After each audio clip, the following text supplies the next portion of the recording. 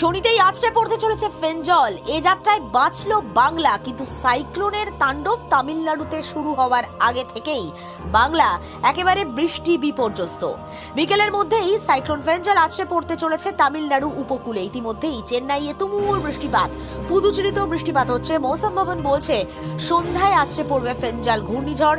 Landfall হতে পারে করাইকাল মহাবালিপুরমের মধ্যবর্তী পন্ডিচেরি পুদুচেরি সংলগ্ন এলাকায়।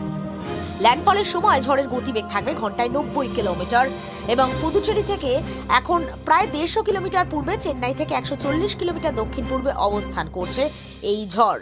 ঘূর্ণিঝড়ের তাণ্ডবের আশঙ্কায় চেন্নাই বিমানবন্দরে উড়ান পরিষেবা বন্ধ সন্ধ্যে 7টা পর্যন্ত। 22টি উড়ান বাতিল করে দেওয়া হয়েছে। ব্যাহত হয়েছে লোকাল ট্রেন পরিষেবা। স্কুল কলেজ শিক্ষা প্রতিষ্ঠানে ছুটি ঘোষণা করা হয়েছে। আইটি সংস্থায় ওয়ার্ক ফ্রম হোম ঘোষণা করে দেওয়া হয়েছে। তামিলনাড়ুর সবচেয়ে উপকূলবর্তী জেলায় লাল সতর্কতা জারি করেছে আইএমডি। পথে বেরিয়ে বিপাকে পড়েছেন অনেকেই, কারণ চেন্নাই শহরে একাধিক জায়গায় জল জমে গেছে। ইতিমধ্যে বাংলার ছবিটাও বিক্ষিপ্ত বৃষ্টির। সকাল থেকে কলকাতা সহ শহরতলির বিভিন্ন জেলা, হাওড়া, হুগলি, 24 পরগনা, মেদিনীপুর, বিশেষ করে উপকূলবর্তী এলাকায় বৃষ্টি হচ্ছে। কখনো কখনো বৃষ্টির বেগ বেশ বাড়ছে। সারাদিন মেঘলা আকাশ। ইতিমধ্যেই আরামবাগ শহরের বেশ কিছু জায়গায় কিন্তু বৃষ্টির ছবিটা ধরা পড়েছে। একদিকে ঠান্ডা শীতের আমেজ, অন্যদিকে বৃষ্টি। এই সব মিলিয়ে কোথাও গিয়ে যেন একেবারে জড়সড় কাবু হয়ে গেছে বঙ্গবাসী।